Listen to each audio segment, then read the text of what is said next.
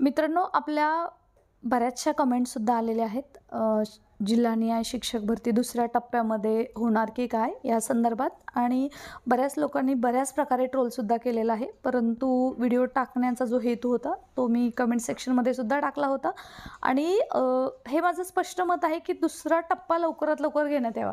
आजपर्यंत नवीन नवीन नियम काढून शिक्षक भरती पुढेच ढकलली जात आहे आणि बऱ्याच गोष्टी त्याला कारणीभूत आहेत. परंतु जर आता जिल्हानिहाय शिक्षक भरती जर झाली आणि हा विशेषतः अहवालसुद्धा व्हायरल झाला होता आणि याची दखलसुद्धा आता शालेय विभागाने घेतली आहे. नमस्कार. आत्ताचं सर्वात महत्त्वाचं अपडेट म्हणजे शिक्षक भरती पवित्र पोर्टल दुसरा टप्पा ज्याची कार्यवाही सुरू झालेली आहे, आणि तो टप्पा जिल्हानिहाय होण्याची शक्यता एका व्हायरल अहवालाद्वारे वर्तवली जात होती. आणि त्याच संदर्भात शालेय विभागाशी संपर्क साधलेला आहे. आयुक्त कार्यालयामध्ये आपले काही बांधव गेलेच होते, त्याचबरोबर मंत्रालयात सुद्धा, आणि याच्यावरती क्लॅरिटी दिलेली आहे. शालेय विभागानं खुलासा केलेला आहे, तो आपण या व्हिडिओमध्ये पाहणार आहोत. So stay connected. मित्रांनो, मी ॲडव्होकेट प्राध्यापक बालू शमाणे, आपल्या सर्वांचं यूट्यूब फॅमिलीमध्ये पुन्हा एकदा स्वागत. मित्रांनो, शिक्षक भरतीचा दुसरा टप्पा जिल्हानिहाय, त्याचबरोबर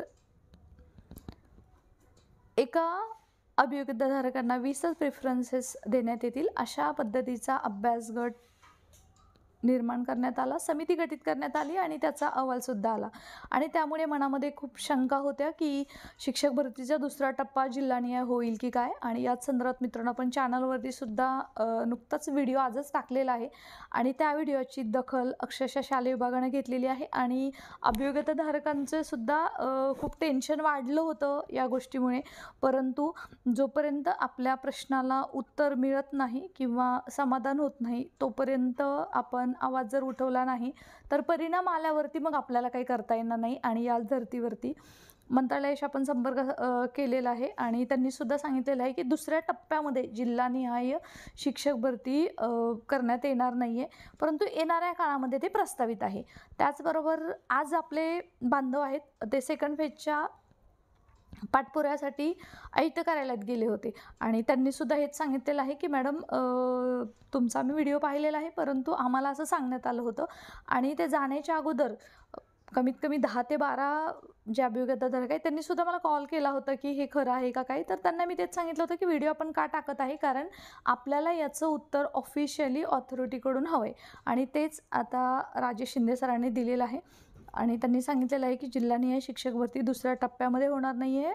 शिक्षक भरती सेकंड टप्पाचं पुढचं जे अपडेट आहे ते तुम्हाला चॅनलवरती देऊच. परंतु सर्वात महत्त्वाचं सांगणं हे गरजेचं होतं की डोंट वरी ॲट ऑल, की जरी तो अहवाल आला असला तरी तो सध्या तरी लागू होणार नाही आहे, परंतु 20 प्रेफरन्सेस प्रत्येक जे काही अभियोग्यताधारक आहेत त्यांना देण्यात येतील. ही याची दाट शक्यता आहे, आणि ती चांगली गोष्ट आहे. मला असं वाटतं, व्हिडिओ जर तुम्ही पाहिला असेल तर मी ते सांगितलंसुद्धा होतं की चांगलीच गोष्ट आहे, कारण जास्तीत जास्त प्रेफरन्सेस देऊन मग बाकीच्यांना संधी मिळत नाही. त्यामुळे कमीत जरी प्रेफरन्स दिले तरी ती त्या गोष्टीचं नक्की स्वागतच आहेत, आणि यासाठी शालेय विभागाचे धन्यवाद.